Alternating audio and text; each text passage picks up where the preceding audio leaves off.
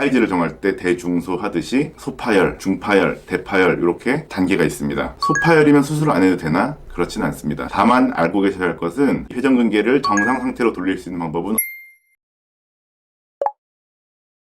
안녕하십니까, 정형외과 전문의 김도훈입니다.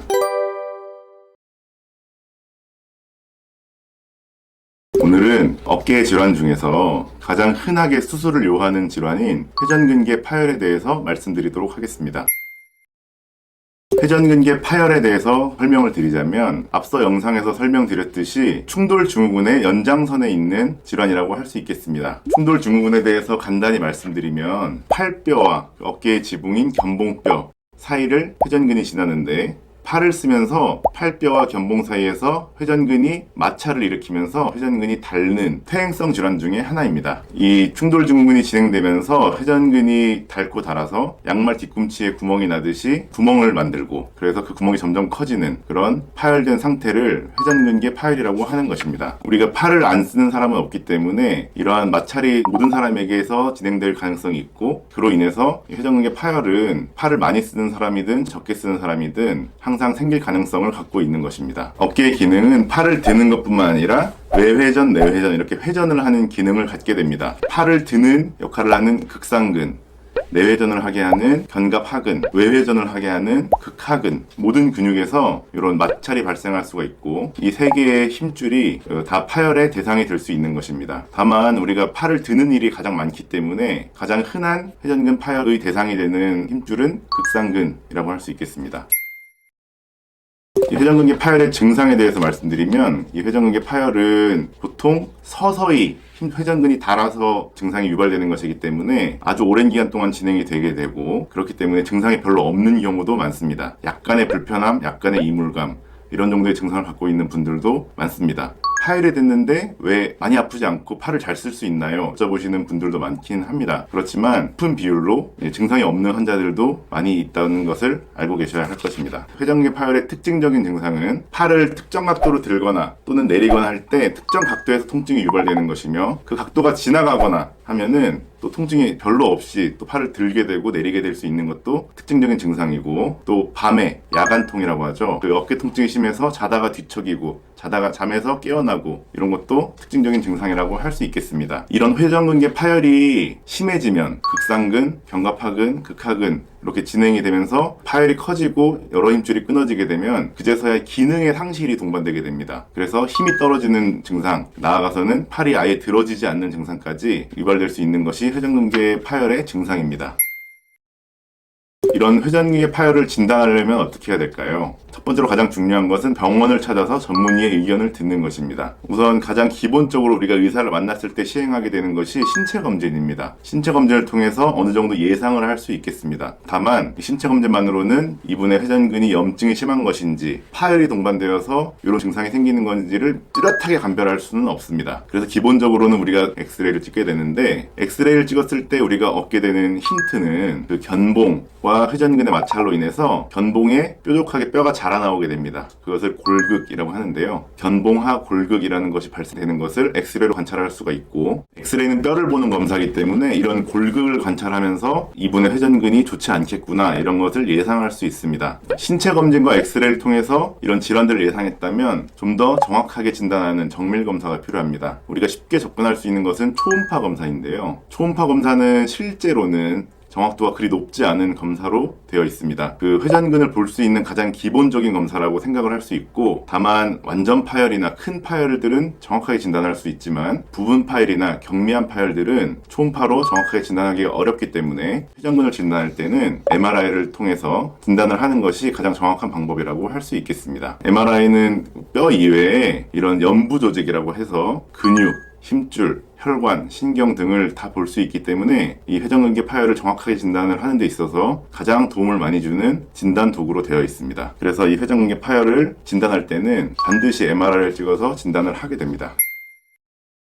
회전근개 파열을 두 가지 정도로 크게 나눌 수가 있는데, 양말 뒤꿈치가 닳고 얇아지는 것에 해당하는 회전근개 부분층 파열이고, 부분층 파열은 완전히 구멍이 뚫리지 않은 상태를 이르는 것입니다. 닳아서 얇아져 있고 해져 있다는 것의 이름인데, 이런 부분층 파열이 50% 이내, 30%, 20% 이런 정도일 때는 비수술적인 치료를 시행하게 됩니다. 비수술적인 치료로는 정형외과에서 가장 흔하게 사용하는 약물 치료, 진통소염제와 물리치료 등을 시행할 수 있겠으며, 통증이 심한 경우에는 이제 주사치료나 체외충격파 치료, 도수치료 이런 치료들을 시행해 볼 수 있겠습니다. 다만 알고 계셔야 할 것은 여러 가지 비수술적 치료들이 회전근개를 정상 상태로 돌릴 수 있는 방법은 없다라는 것입니다. 그렇기 때문에 회전근개 부분층 파열이 진단된 경우에는 6개월 또는 1년 간격으로 초음파나 MRI를 시행해서 전층 파열로 변화가 되는지를 확인할 필요가 있습니다. 그래서 정기적인 추시 관찰을 하는 것이 중요하게 되겠습니다.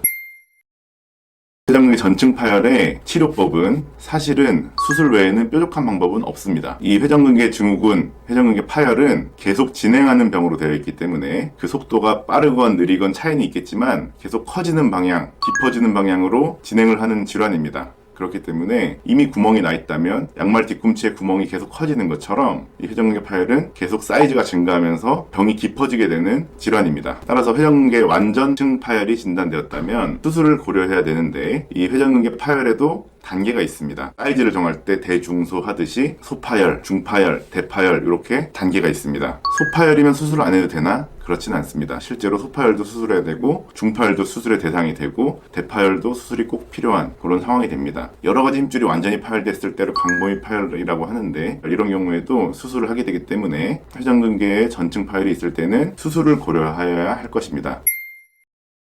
수술 방법은 사이즈에 따라서 봉합하는 땀수가 늘어나는 것이지 큰 차이가 있지는 않습니다. 대부분 관절 내시경을 통해서 힘줄들을 뼈에 붙여주는 수술을 시행하게 됩니다. 물론 이 수술의 결과는 소파열일 때, 중파열일 때, 대파열일 때 다릅니다. 이 세 개의 파열을 분류하는 기준은 사이즈이지만, 사이즈가 작을수록 더 잘 아물고 사이즈가 클수록 더 잘 끊어지는 그런 일이 발생하기 때문에 사이즈별로 분류가 되어 있으면서 그 사이즈별로 재파열의 확률이 점점 높아지게 되는 것입니다. 우리가 양말을 꼬맬 때도 구멍이 작은 경우에는 예쁘게 잘 꾸며지고 오래 신을 수 있지만, 구멍이 큰 경우에는 모양이 이상하게 꾸며지고 조금 신다 보면은 또 금방 또 파열이 되는 그런 상황을 경험을 해본 적이 있으실 텐데요. 똑같습니다. 그래서 소파열일 때는 보통 90%, 95% 이상의 환자들이 잘 아물고, 대파열, 광범위 파열일 때는 다시 끊어질 확률이 높은 것입니다. 다시 끊어지는 이 확률을 재파열률이라고 하는데요. 사이즈가 클수록 재파열될 확률이 높아진다, 이렇게 정리할 수 있겠습니다. 회전근개를 봉합할 때는 대부분 관절 내시경을 사용해서 수술을 하게 되는데, 파열된 힘줄들이 많이 딸려가서 원래 자리로 딸려오지 않을 경우 절개를 해서 수술하는 경우도 드물게 있습니다. 하지만 요새는 기술이 좋아져서 대부분의 파열들은 관절 내시경으로 해결을 할 수가 있고, 파열이 큰 경우에는 더 보강을 하기 위해서 인공 힘줄, 실제로는 사체 조직의 피부인데요, 그런 것들을 덧대어서 이제 보강을 해서 재파열률을 낮추는 그런 시도도 많이 하고 있습니다. 실제로 원래 자리로 딸려오지 않는 경우가 있을 수 있습니다. 그런 경우에 어떻게 해야 될까요? 그런 경우에도 여러 가지 수술법이 나와 있는데, 젊은 사람들 같은 경우에는 그 위쪽에 힘줄을 덧대주는 상부 관절낭 재건술이라는 수술이 있습니다. 그런 수술을 해서 이 어깨의 안정감을 높여서 팔을 잘 쓸 수 있게 만드는, 당연히 힘줄을 직접 봉합하진 않기 때문에 기능 자체는 조금 떨어질 수 있으나 회전근개 파열에 대해서 관절이 망가지고 이런 것들을 현격하게 낮출 수 있기 때문에 그런 수술도 많이 시행되고 있습니다. 연세가 많은 65세 이상에서는 인공관절 수술을 하게 됩니다. 우리가 흔하게 인공관절이라고 한다면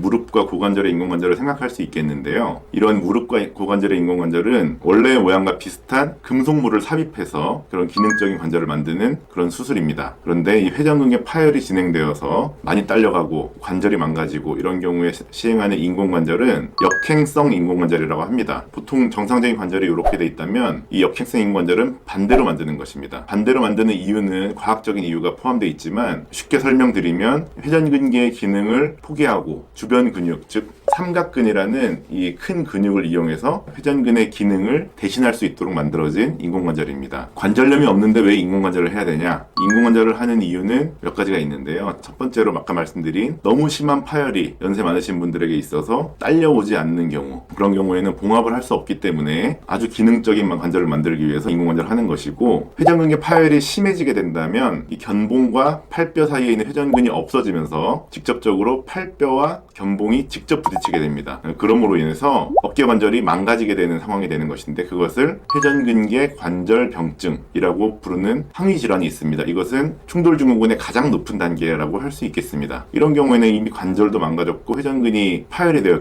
있기 때문에 회전근이 억지로 봉합이 된다고 하더라도 이런 관절에 대한 통증과 이런 불편함 때문에 고통을 많이 겪게 되고 재활도 힘들게 됩니다. 그래서 이런 경우에 인공관절을 하면은 아주 기능적인 관절을 얻을 수 있고 편하게 재활을 할 수 있고 치료가 쉽기 때문에 역행성 인공관절 치환술을 하게 되는 것입니다. 파열이 심한 젊은 환자에 대해서는 왜 역행성 인공관절 치환술을 시행하지 않는 것일까요? 인공관절 치환술은 굉장히 수명이 길고 오래 쓸 수 있긴 하지만 젊은 사람들에게 시행하면은 재수술 자체가 쉽지가 않기 때문에 보통 우리 나라의 의료법적 기준에서도 65세 이하에서는 할 수 없게 되어 있고 그 이상에서만 시행하게 되어 있습니다. 그래서 젊은 환자에서는 이 인공관절보다는 기능이 조금 떨어질 수는 있지만 물론 기능이 좋은 경우도 많습니다만 상부 관절낭 재건술을 시행하는 것입니다.